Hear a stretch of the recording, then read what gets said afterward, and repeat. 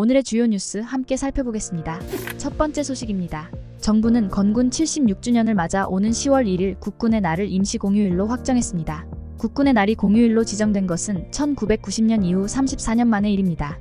이번 결정으로 10월 첫째 주는 3일 개천절까지 징검다리 휴일이 되어 직장인들은 연차를 활용해 장기 휴가를 즐길 수 있는 기회를 갖게 되었습니다. 한덕수 국무총리는 국무회의에서 북한의 도발과 중동 분쟁 등 엄중한 안보 상황을 언급하며 이번 임시공휴일 지정이 국가안보의 중요성에 대한 국민적 관심을 높이고 국군의 역할과 장병들의 노고를 되새기는 계기가 될 것이라고 강조했습니다. 이후 윤석열 대통령의 재가를 통해 임시공휴일 지정 절차가 최종 완료되었습니다. 대통령실은 10월 1일이 6.25 전쟁 당시 국군이 38선을 돌파한 날임을 언급하며 이번 결정이 군의 사기를 진작시키고 국민의 안보의식을 고취하는 한편 소비 진작을 통해 경제 활성화에도 기여할 것으로 기대된다고 밝혔습니다. 다음 뉴스입니다. 응급의료 체계에 대한 심각한 위기감이 커지고 있습니다.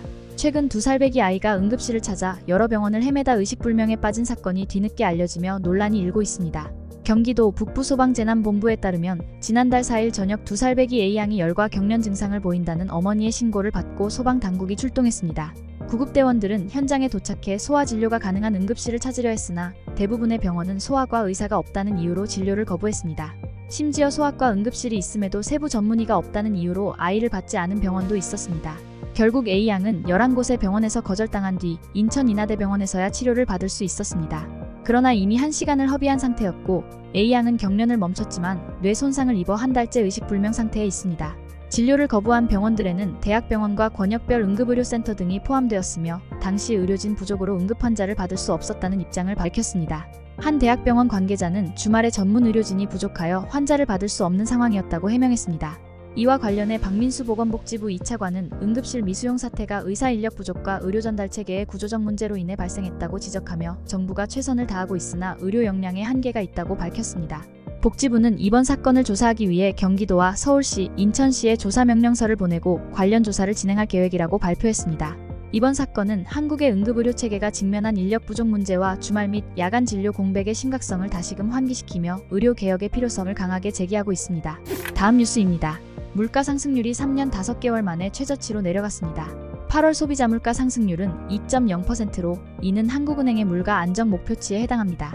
물가는 빠르게 안정되고 있지만 고금리의 장기화로 인해 소비가 위축되면서 체감 경기가 악화되고 있습니다. 내수 시장의 활력은 점점 더 감소하고 있는 상황입니다. 통계청이 발표한 8월 소비자 물가는 전년 동월 대비 2.0% 상승해 2021년 3월 이후 가장 낮은 상승률을 기록했습니다. 올해 3월 3%대였던 물가 상승률은 4월에 2.9%로 6월에는 2.4%로 낮아졌고 7월에 잠시 2.6%로 상승했으나 이번 8월에 다시 2%로 내려앉았습니다. 통계청은 유가와 농산물 가격 상승폭의 축소가 물가 안정에 크게 기여했다고 설명했습니다. 석유류 가격 상승률은 7월 8.4%에서 8월 0.1%로 크게 둔화되었고 농산물 가격 상승률도 전달해 9.0%에서 3.6%로 안정되었습니다. 다만 배와 사과 같은 일부 품목은 이상기후로 인해 가격이 불안정한 모습을 보이고 있습니다. 다음 뉴스입니다. 가족이 나를 부양해줄 수 없다며 기초생활보장 수급을 신청한 저소득층이 지난해 역대 최고 수준을 기록했습니다. 가족 간 부양의 개념이 희미해지고 1인 노인 가구가 급증하는 현실 속에서 현행 부양 의무자 기준이 시대와 동떨어졌다는 지적이 나오고 있습니다.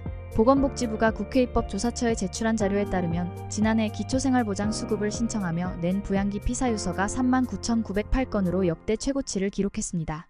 이는 2019년 23,013건에서 4년 만에 73.4% 증가한 수치입니다. 부양기 피사유서는 가족관계 해체 사유서라고도 불리며 수급권자가 부모, 자녀, 며느리, 사위 등 부양의무자로부터 부양받지 못한다는 사실을 입증하기 위해 제출하는 서류입니다. 즉, 가까운 가족이 있음에도 불구하고 경제적 도움을 받지 못해 정부의 지원이 필요하다는 것을 나타냅니다. 1961년 제정된 생활보호법 이후 부양의무자 기준은 공공부조 수급자 선정 기준으로 사용되어 왔습니다. 그러나 참여연대는 가족이 있다는 이유만으로 수급권을 박탈당하는 비극은 멈춰야 한다며 생계급여와 의료급여에서 부양의무자 기준이 완전히 폐지되어야 한다고 주장하고 있습니다. 다음 뉴스입니다. 텔레그램이 디지털 성범죄 영상물 25건을 긴급 삭제했다는 소식이 전해졌습니다. 방송통신심의위원회 이하 방심위는 3일 텔레그램이 방심위의 요청에 따라 지난 1일에 삭제 요청된 디지털 성범죄 영상물을 모두 삭제했다고 발표했습니다. 텔레그램은 방심위의 사과의 뜻을 밝히며 신뢰관계를 구축하고 협력하겠다는 입장을 전했습니다. 텔레그램은 동아시아 지역 담당자 명의로 보낸 이메일에서 한국 당국이 텔레그램에서 불법 콘텐츠 처리에 어려움을 겪고 있다는 보도를 접하고 매우 안타깝게 생각한다고 전했습니다. 또한 방심위와의 오해가 있었다면 사과하며 더 안전한 플랫폼을 만들기 위해 협력하겠다는 의사를 밝혔습니다. 방심위는 지난달 28일에도 텔레그램과의 핫라인 구축을 추진하고 구글, X 등 국외 플랫폼 기업과의 협력 강화를 발표한 바 있습니다. 이번 삭제 조치는 이러한 협력 강화의 일환으로 이루어진 것으로 보입니다. 다음 뉴스입니다. 중국 정부는 올해 경제 성장률 목표치를 5% 안팎으로 설정했지만 경제 상황은 불투명합니다.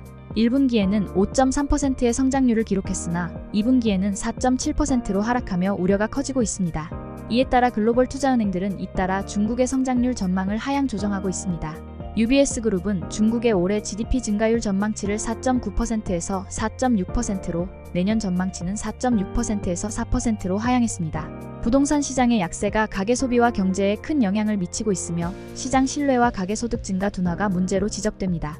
JP모건 체이스와 노무라도 올해 성장률을 각각 4.6%와 4.5%로 낮췄으며 전문가 51명도 올해 중국 성장률이 5%에 미치지 못할 것으로 보고 있습니다. 부동산 시장의 침체는 여전하며 7월 신규 주택 매매는 전년 대비 20% 감소했고 신규 주택 착공도 20% 줄었습니다. 이는 소비와 일자리에도 부정적인 영향을 미치고 있습니다.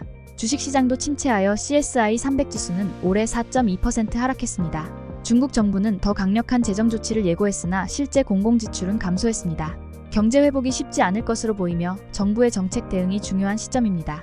다음 뉴스입니다. 독일의 대표적인 자동차 제조사 폭스바겐이 창사 이래 처음으로 자국 내 공장 폐쇄를 검토하고 있습니다. 이번 결정으로 약 2만 명에 달하는 감원이 예상되며 노동조합의 강한 반발을 불러일으키고 있습니다. 올리버 블룸의 폭스바겐 그룹 CEO는 9월 2일 노사협의회에서 현재 자동차 산업이 어려운 상황에 직면해 있으며 최소한 한 곳의 완성차 공장과 부품 공장 폐쇄를 검토 중이라고 밝혔습니다. 현재 폭스바겐은 독일 내 6개 공장에서 생산을 이어가고 있습니다. 폭스바겐의 경영 압박은 전기차 수요 부진과 중국 업체들의 가격 경쟁에 기인합니다. 회사는 2026년까지 비용 절감을 100억 유로에서 추가로 40억에서 50억 유로 더 확대할 계획을 발표했습니다. 블룸의 CEO는 독일의 제조 경쟁력이 뒤처지고 있음을 지적하며 경제 환경에서 살아남기 위한 어려운 결정이라고 설명했습니다. 폭스바겐은 최근 몇 년간 전기차 경쟁에서 뒤처지며 어려움을 겪고 있습니다. 중국의 BYD와 같은 전기차 기업들이 유럽 시장에서 점유율을 높이며 폭스바겐의 실적에 타격을 주었습니다. 올해 상반기 폭스바겐의 영업이익은 전년 대비 11% 감소했으며 마진율은 2.3%에 그쳤습니다. 마지막으로 날씨입니다. 5일 목요일인 내일은 전국 대부분 지역에 가을비가 내리겠습니다. 기상청에 따르면 내일 오전 9시를 기점으로 인천과 경기 북부, 강원 영서 북부 지역에서 먼저 비가 시작될 예정입니다. 이후 정오부터 오후 6시 사이에는 그 밖의 지역으로 비가 확대될 전망입니다. 중부지방은 종일 흐리겠으며 남부지방과 제주도는 간간히 구름이 많이 낄 것으로 예상됩니다. 아침 최저기온은 18도에서 25도 사이, 낮 최고기온은 28도에서 33도까지 오르겠습니다. 특히 경북 내륙 지역을 중심으로는 낮과 밤의 기온차가 15도 안팎으로 크게 벌어질 것으로 보여 건강관리에 주의가 필요하겠습니다. 날씨였습니다. 오늘의 주요 뉴스는 여기까지입니다. 구독과 좋아요, 알람 설정은 뉴스 제작에 큰 힘이 됩니다. 시청해주셔서 감사합니다.